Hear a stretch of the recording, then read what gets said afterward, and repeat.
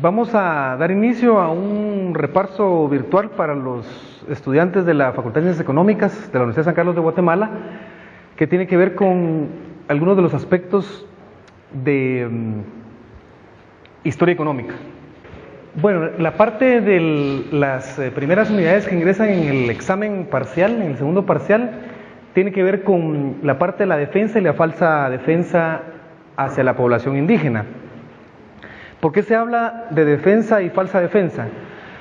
Porque la defensa está planteada por parte de los frailes dominicos, igual encontraremos en textos, que no se critica el fervor humanitario de Fray Bartolomé de las Casas, pero también se dice que es una falsa defensa porque él, en su calidad de ser solidario con los indígenas, posteriormente esclaviza a los negros. Entonces por eso se llama defensa y falsa defensa. La defensa para la esclavitud de los indios, pero la esclavitud de los negros, ¿ya? Repito, no se está negando el fervor humanitario de Fray Bartolomé. ¿Y cómo nosotros confirmamos estos con datos empíricos? Con datos, si quieren ustedes, que le llamarían estadísticos en este momento, o cuantitativos. Los esclavos en México costaban 40 pesos y en Guatemala costaban 2 pesos. Esa es la repercusión de la esclavitud en el Reino de Guatemala. Bueno, ¿qué pasa también en esta defensa de los indios? Que se cumplen dos aspectos. La primera, que los indígenas apoyan el proceso de las leyes nuevas, pero también la corona. ¿Por qué? Los indígenas, por un lado, quieren salir de la esclavitud y la corona sabe que van a recuperar a los indios para la corona, para hacerlos tributarios del rey, ¿sí? Bueno, esos le llamamos los intereses económicos, que es el reordenamiento del régimen colonial. También en este proceso que conocemos como leyes nuevas está este aspecto importantísimo, que es la nueva encomienda y el surgimiento de un nuevo aspecto, que es los pueblos en encomienda y los pueblos realengos. ¿Qué significa la nueva encomienda? Pues ustedes van a encontrar en la página 93 de La Patria del Criollo la definición académica de encomienda, ¿sí? Pueblos en encomienda y pueblos realengos. Bueno, los pueblos encomendientes son aquellos que eran encargados al encomendero, y los pueblos realengos son los que están dedicados y están controlados por el rey, la audiencia, ¿verdad? El rey a través de la audiencia. Todos sabemos que el rey no puso un pie aquí en Latinoamérica, ni la reina. Entonces era la audiencia la que se encargaba de esos pueblos, ¿sí? Está el proceso de reducción de indios. ¿Cuál es el proceso de reducción de indios? Es al que se le llama la pieza económica básica. El pueblo de indios es la pieza económica básica, y el proceso de reducción es el desmantelamiento de los poblados prehispánicos. ¿Con qué objetivo? Con el objetivo de cercarlos en una jurisdicción geográfica. Por eso se llama proceso de reducción de indios. Aquí hubieron diferentes pueblos indígenas, y por eso hay diferentes trajes típicos que les llamamos actualmente. Era la forma de uniformar a los indios en sus pueblos. Eso no quiere decir que el traje indígena ahora le pertenece a la cultura guatemalteca. En ese momento era signo de esclavitud, en este momento ya no es signo de esclavitud. Bueno, y por eso se le llama a ese proceso reducción. Igual en Estados Unidos, si ustedes lo ven, hay un proceso de reducción, solo que allá un poco más drástico que en el nuestro, porque allá hay una reservación de indios.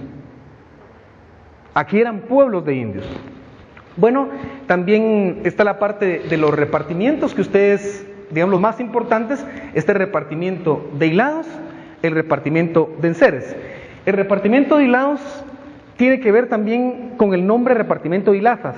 ¿Por qué? Este repartimiento era exclusivamente trabajado por las mujeres. ¿Y en qué consistía? Que a ellos se les daba en bruto el algodón y ellos lo transformaban y sacaban un producto que conocemos como pabilo. ¿Qué es el pabilo? Es esa cerda que va en medio, en el centro de las velas, de las candelas, ¿sí? Y de las veladoras. Ahí se elaboraba el pabilo. Bueno, pero ¿cuál es la repercusión económica de este repartimiento? Que fue uno de los que mayormente generó riqueza en nuestro país, ¿sí? Pero hay un dato curioso. Les dije que se le entregaba en bruto a las indígenas el algodón. Y ellas tenían que entregar un producto terminado. Pero ustedes saben que entre el algodón bruto y el pabilo hay una merma, ¿no?, en la producción. Pues esa merma tenían que pagarla a las indígenas. No la absorbía el encomendero, sino que eran las indígenas las que pagaban esa diferencia. Bueno, también están los repartimientos de enseres. ¿Qué son de repartimiento de enseres? Se les vendía diferentes bienes a los indígenas, a los indios en este caso, ¿no? ¿Ya? Utilizando la palabra indio como cosmovisión histórica, política y social. Bueno, ¿qué enseres se les vendían? Medias de seda, zapatos, tacones, ¿sí?, pantalones. Se les vendían enseres que no eran de uso común de los indígenas. ¿Cómo van ustedes a estar trabajando en los repartimientos, estar trabajando en el campo con medias? Era imposible, pero era obligatorio que los compraran. Bueno, eso ustedes lo encuentran en la página 95 de La Patria del Criollo, y también en algunas separatas que se han elaborado que son denominadas algo sobre repartimientos. Rápidamente vamos a pasar a los principios de la política agraria colonial, ¿sí? Estos principios no son leyes, ¿verdad ustedes? Porque eran casuísticas, eran principios que no tenían una norma, ¿ya?, y que dependían mucho de la disposición del alcalde, del encomendero, de la audiencia, de los que se encargaban de organizar el régimen colonial, ya sea la audiencia o el ayuntamiento, ¿verdad ustedes? Los españoles y los criollos. Bueno, hay 5 principios de la política agraria. El primero es el principio de señorío. ¿Por qué principio de señorío? Porque todo el poder político lo ejerce la corona. Si ustedes recordarán, los españoles vinieron a Guatemala, o una parte de los españoles vinieron a Guatemala a poblar en nombre del rey. ¿Ya? El segundo, el principio de la política agraria que se llama de la tierra como aliciente. Como ustedes recordarán, en Guatemala no existía la tecnología para poder explorar y explotar metales preciosos. No es que no hubieran, no existía la tecnología como ahora están explotando la minería a cielo abierto. Y por eso se dice que la tierra como aliciente fue un principio, porque a contrario censo de México, de Perú, de Bolivia, donde sí habían metales preciosos sobre el subsuelo, en Guatemala se utilizó la tierra y la mano de obra para poder generar riqueza. Entonces la tierra era un aliciente para el conquistador, era un aliciente para el colono. Por eso el nombre de la tierra como aliciente. Aliciente es algo que me hace a mí caminar, que me hace a mí avanzar, ¿sí? Bueno, el tercer principio, la tierra como fuente de ingresos para las cajas reales. Aquí hay 3 aspectos fundamentales. Primero se llama la tierra como la tierra como fuente de ingresos para las cajas reales. ¿Por qué? Primero por el tributo, y segundo por aquellas 2 categorías de simulación y composición. ¿Ya? El tributo, simulación y composición. Más composición, ¿verdad ustedes? Porque lo que hacían era tratar de comprar y vender los bienes, comprar y vender la tierra para que ésta generara tributos. Yo no puedo generar tributos si no tengo una tierra donde las personas vayan al repartimiento. El otro principio, el penúltimo, la preservación de las tierras comunales. Quiere decir que los conquistadores, los colonos, los españoles que vinieron aquí a Guatemala a establecer el régimen colonial, ellos trataron de preservar las tierras comunales, las tierras de los pueblos indígenas. ¿Ya? ¿Por qué? En estas tierras era donde ellos subsistían, en los ejidos, en las tierras de sementera, etcétera, etcétera. Bueno, no podían desaparecer esas tierras. Por último, y no por eso menos importante, está el principio de bloqueo agrario a los mestizos. Diríamos nosotros en la actualidad el bloqueo a las capas medias guatemaltecas. Aquí es el bloqueo agrario a los mestizos. ¿En qué consistía el bloqueo agrario a los mestizos? En no dejar que ellos accesaran al medio de producción más importante en Guatemala. Bueno, inicialmente vemos que hay un esquema de régimen colonial: audiencia, ayuntamiento y vasallos libres tributarios del rey, o burocracia colonial, criollos e indios. Ese esquema es nuevamente reemplazado dentro del régimen colonial con todas las capas y clases sociales. En primera instancia, la burocracia. ¿Qué es la burocracia? La burocracia no es únicamente aquella persona que yo veo detrás de un escritorio. Tendemos a creer que el burócrata es el que está atrás de un escritorio por el símil con buró, ¿ya? Pero no es en este caso eso. ¿Qué era la burocracia en el régimen colonial? El grupo que representaba los intereses de la corona, el grupo que representaba al rey y a la reina, el grupo que representaba al rey, a la monarquía. Bueno, esta burocracia era la que se encargaba de ejercer el poder político. ¿Sí? Y aquí quisiera regresar a la diapositiva. ¿Por qué nosotros vemos acá que existe esta línea entre los criollos y la burocracia? Está esta línea no porque sean de la misma categoría, no porque estén al mismo nivel. Nos está diciendo que la burocracia compartía el poder económico con los criollos, mas no así el poder político. La burocracia compartía el poder económico con los criollos, pero no el poder político. ¿Sí? Y por eso vemos que acá la burocracia es la que ejerce el poder. Ejercer el poder en términos políticos significa crear vasallaje. ¿Sí? Bueno, la burocracia era la que compartía el poder económico. ¿Se recuerdan que regresé al triángulo inicial, que es compartir el poder económico? ¿Sí? Bueno, la burocracia también representaba ideológicamente a la burguesía comercial.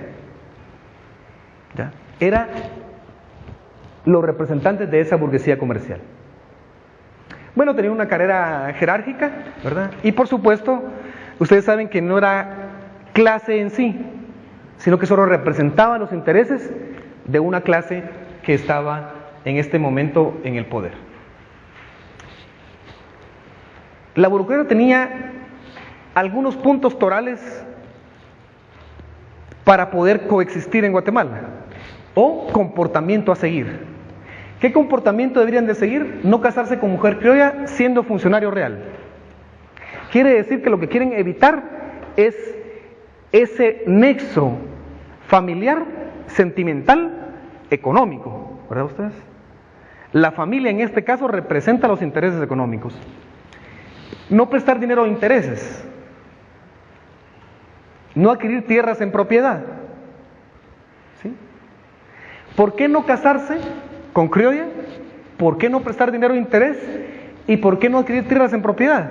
Para evitar lo que conocemos como el arraigo. Cuando yo tengo tierras en un lugar, estoy casado con una persona en un lugar y presto dinero a intereses, yo tengo arraigo en ese lugar, ¿ya? Arraigo a Guatemala. ¿Pero para qué querían evitar el arraigo? Porque ellos solo podían prestar servicio de 4 a 8 años. Eso lo decidía la burocracia, lo decidía la audiencia. Bueno, este es un término que, si quieren ustedes, que ha sido criticado por ser un poco retrógrado, anquilosado, la parte de la oligarquía terrateniente. Y es cierto, como lo he mencionado en otros lugares, en otras charlas, en otras conferencias, ya no deberíamos de utilizar ese término, ¿verdad?, de oligarquía terrateniente. Desafortunadamente, para el pueblo de Guatemala, para nuestro país, para la patria, todavía existe una acaparación, una acumulación de tierras, y entonces existe ese nombre de terrateniente. Los países desarrollados, donde ya no existe la finca como elemento de desarrollo, ya no existen terratenientes, y por eso se está utilizando como elemento teórico-metodológico. Bueno, y aquí hay algo claro: los criollos no los compacta su origen español. El criollo es un español nacido en Guatemala, pero no lo compacta su origen biológico, lo compacta los intereses. Y en este caso, intereses de carácter económico, ¿sí? Entonces al criollo lo compactan los intereses y no su ADN, si queremos verlo así, ¿verdad? ¿Ya? Bueno, ¿cuáles son los intereses de los criollos o de la clase criolla? Acaparar tierras por un lado y la disponibilidad de fuerza de trabajo. ¿Para qué? Con el objetivo de lo que nosotros conocemos, porque estas dos darían como resultado el tributo. Tengo acaparado tierras y tengo disponibilidad de fuerza de trabajo, pues el tercer elemento o el producto de esos dos elementos, de esas dos variables, es el tributo.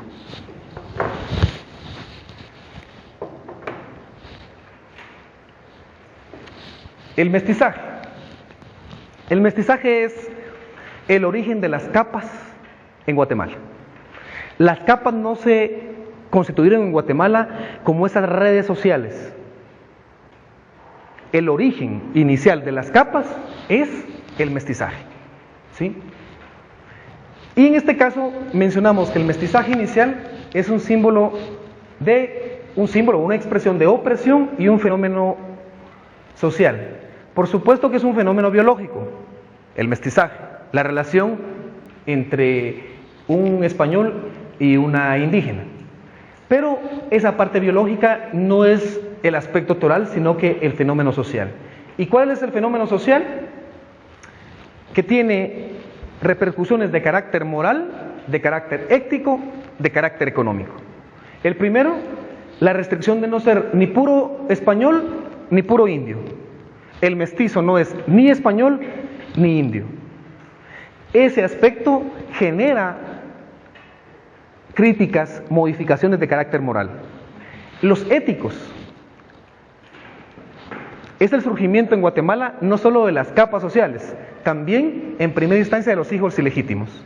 Si ustedes les preguntan a una generación que haya vivido en los 50s y 60s, aquellas personas que no eran casadas por la Iglesia Católica y por la ley, en su cédula de vecindad aparecía hijo ilegítimo, ¿sí? Eso se puede comprobar cuando vemos los registros del antiguo RENAP, ¿verdad? Ustedes que ahora era el registro civil que ahora conocemos como RENAP. Bueno, los aspectos económicos no genera compromisos de herencia, ¿sí? No hay herencia hacia los mestizos. Entonces, el español que por la fuerza tomó a una indígena y ahí se produce un mestizo, eso no tiene consecuencias económicas para el español. Bueno, también en este aspecto vemos que los mestizos surgen en la colonia cuando ya se conformaron las clases sociales, ¿sí? Los mestizos de primera generación. Bueno, ¿qué sugiere esos términos morales, éticos y económicos? Que el mestizo está fuera del proceso productivo.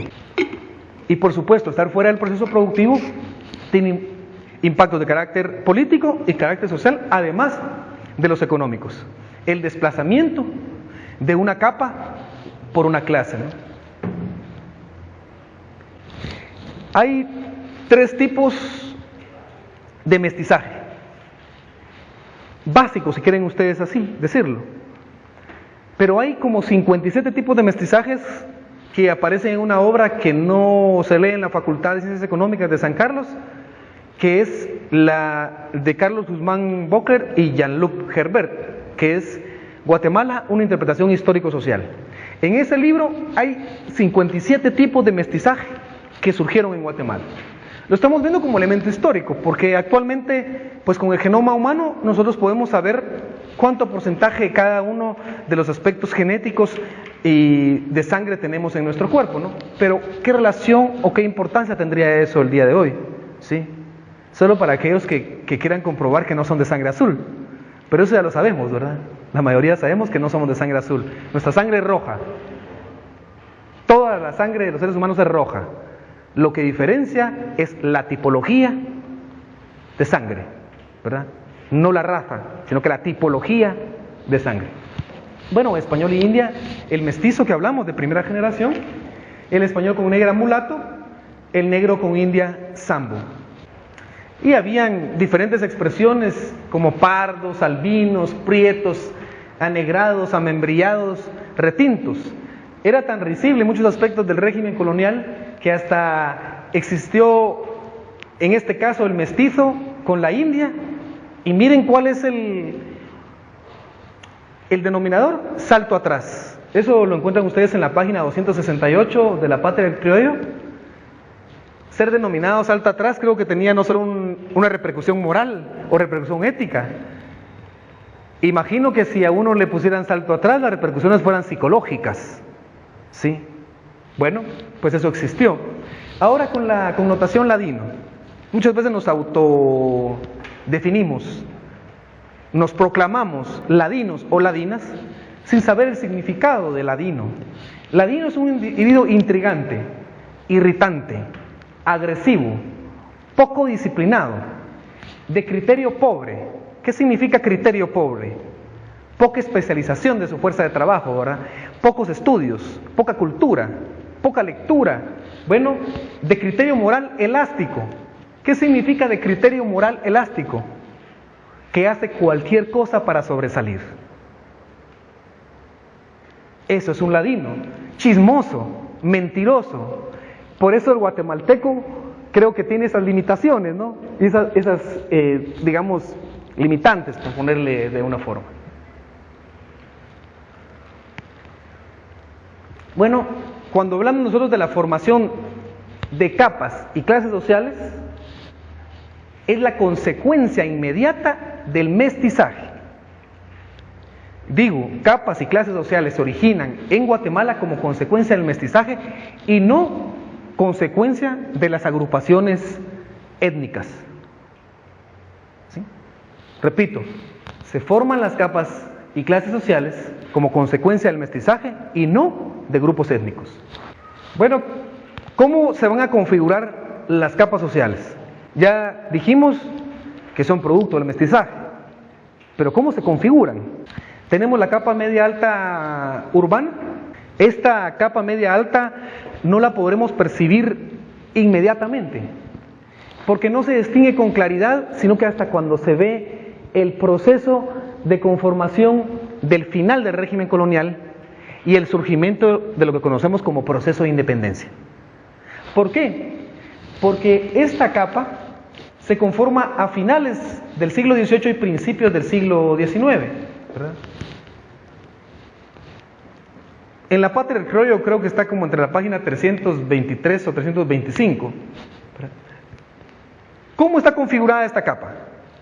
Comerciantes medios, cuadros medios de la burocracia, criollos empobrecidos y los profesionales. Quiere decir que esta capa era la que generaba mayor desarrollo intelectual dentro del régimen colonial y posterior al régimen colonial. Se me olvidaba, la capa media alta urbana es la que piensa, la que tiene las ideas de independizar Guatemala. No lo logra, pero ellos son los que piensan en independizar Guatemala, en volver a Guatemala en una patria, ¿sí?, en un país independiente. Seguidamente encontramos a la capa media artesanal proveedora. La capa media artesanal proveedora es el motor económico del régimen colonial. Así como vemos que en Europa, en este momento, esta unificación europea, hay motores económicos que es la población francesa y la población alemana, o en su orden, si quieren ustedes, la población alemana y la población francesa. Son el motor económico de la Unión Europea. En este caso, el motor económico del régimen colonial era la capa media artesanal proveedora. ¿Y por qué? ¿Por qué la capa media artesanal, ese motor económico? Pues porque ahí estaban los artesanos, los oficiales, los talabarteros, los herreros, los molineros. los que trabajan en el proceso de la harina, ¿ya? Los panaderos. Entonces, esos eran los que generaban, los carreteros, etcétera, etcétera, ¿no? Sus características es que la capa social más antigua. La capa social más antigua es la que genera el trabajo dentro del régimen colonial. Y nosotros la conocemos como artesanal proveedora. Bueno, también son llamados herederos del conocimiento. ¿Por qué herederos del conocimiento? Porque las personas ingresaban ahí como aprendices, ¿sí? Seguían al puesto de oficial y llegaban a ser maestros. Pero maestros no como los docentes universitarios, ¿verdad? Sino que maestros de los diferentes oficios que habían en el régimen colonial, que hablamos de los roneros, de los cerveceros, de los harineros, de los talabarteros, de los herreros, ¿no? Bueno, aquí es donde se ve perfectamente esa diferenciación entre una clase social y una capa social. La capa social se diferencia precisamente por este punto quinto que está aquí en la artesanal proveedora, porque tienen diferentes intereses, porque tienen diferentes actividades económicas. Ahí está la diferenciación clave entre una capa y una clase. Sí. Bueno, la capa media baja urbana es la plebe. Utilizamos este concepto, aunque este concepto no es colonial, ¿verdad? Este concepto fue utilizado por el Imperio Romano. La plebe es la gran masa de población, ¿sí? No es un concepto colonial, es un concepto que se heredó del Imperio Romano. Bueno, ¿qué características tiene? Son los más pobres de la colonia. Evidentemente, como son los más pobres, son los que tienen que vender su fuerza de trabajo. Generalmente no tienen ocupación y como tienen una mala preparación y bajo nivel cultural, pueden ejercer diferentes tipos de oficios y trabajos, ¿verdad? Sí tienen la capacidad de ascender a la capa media artesanal proveedora. Si ustedes vuelven a recordarse del triángulo invertido, uno ve que hay un ascenso y descenso, ¿no? De capas y clases sociales. Por eso es el triángulo invertido, para mostrarnos que hay un ascenso y descenso. Aquí ellos podrían entrar como aprendices de lo que vimos de la capa media artesanal proveedora, ¿no? Otra clave de esta capa media que estamos analizando es que está conformada por mestizos de segunda generación.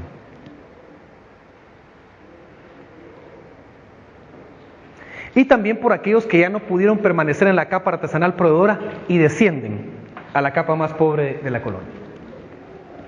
Bueno, el país sigue, si quieren ustedes, configurado o reconfigurado entre el sector rural y el sector urbano. Lo urbano y lo rural. Entendiendo que lo urbano debería ser lo más potentoso, lo mejor. Pero bueno, en lo urbano deberíamos de tener agua potable, ¿sí? Hay una característica para ser ciudad en el mundo, a nivel internacional, y es el agua potable. Digo esto porque queremos diferenciarnos entre lo rural y lo urbano, y consideramos que estamos mejor los que estamos en la ciudad, ¿verdad? Pero estamos un poquito mejor, no es que estemos mejor, porque si dentro de la facultad no tenemos agua potable, dentro del país no tenemos agua potable, o más bien no el país, sino que la ciudad, quiere decir que hay una limitación en la parte urbana. Y eso era lo que empieza a definir al país, o a configurarlo, entre dos o tres mundos, ¿verdad ustedes? Dos o tres realidades. La que viven las personas en el campo y la que viven las personas en la ciudad. En este caso pasamos al lado rural, que es la capa media alta rural, la que se conforma también a principios del siglo XVIII, ¿no? Esta está integrada por indios ricos, ladinos acomodados y criollos empobrecidos. ¿Ven ustedes acá?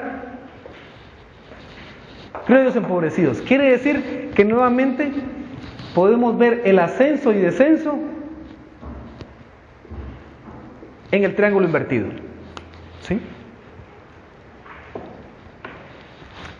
Bueno, aquí hay una categoría también de ladino acomodado. Es el individuo que logra penetrar a los pueblos de indios y que desempeña actividades como boticario, artesano, comerciante. Podrán preguntarse, pero si vimos en este repaso que había un principio que se llamaba bloqueo agrario a los mestizos. ¿Cómo pudieron adquirir tierras de tipo realengo y usurpar y comprar otras tierras pese al bloqueo?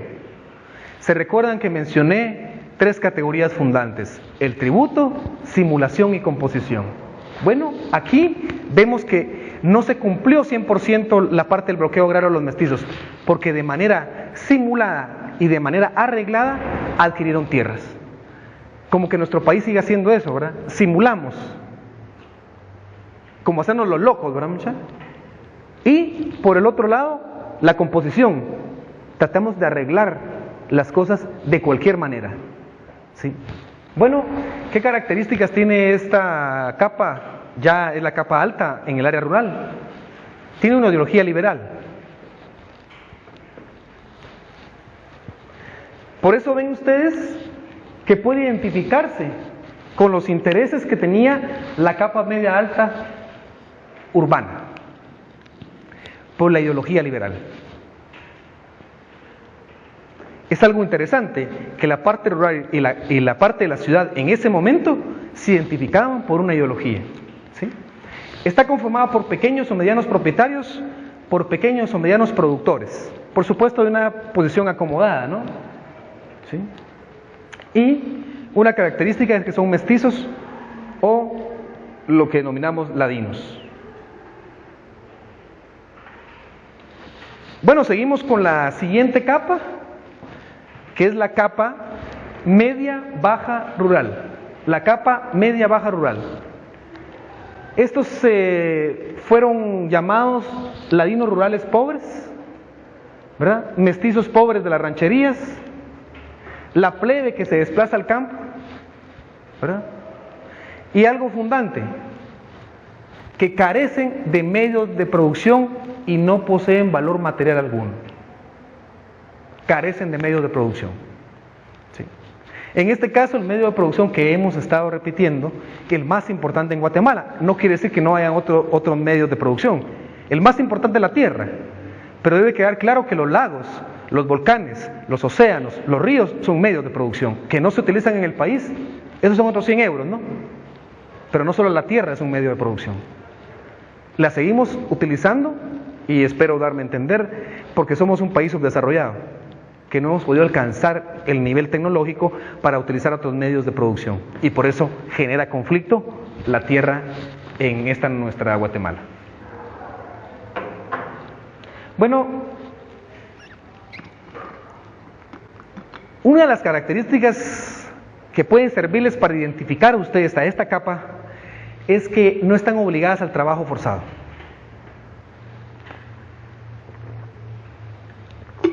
Eso es un dato interesante, ¿verdad? Porque dijimos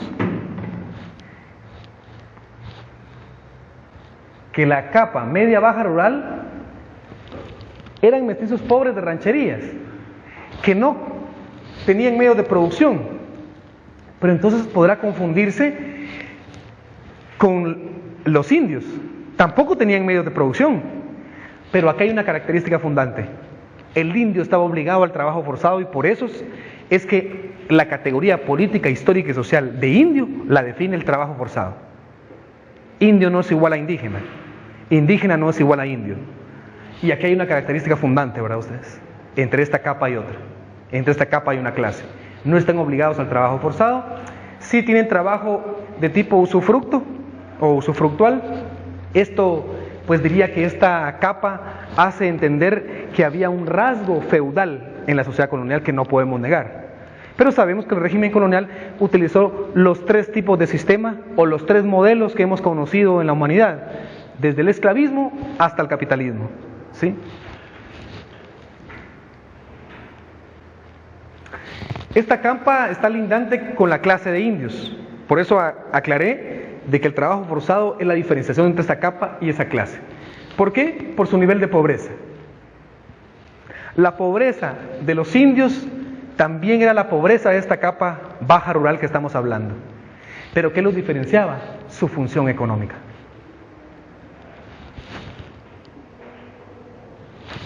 Esta capa discriminaba a los indios, ¿no? ¿Ya? Porque el indio era obligado al trabajo forzado. entre comillas, eran trabajadores libres. ¿Ya? Cuando sabemos que la libertad hasta este momento no la ha adquirido Guatemala, no ha adquirido su independencia, y hablar de un trabajador libre en la colonia, pues parece que es un poco difícil. También tenían un bajo nivel cultural, ¿verdad? Y no poseen las características que posee una clase. ¿Por qué? Se recalcó acá,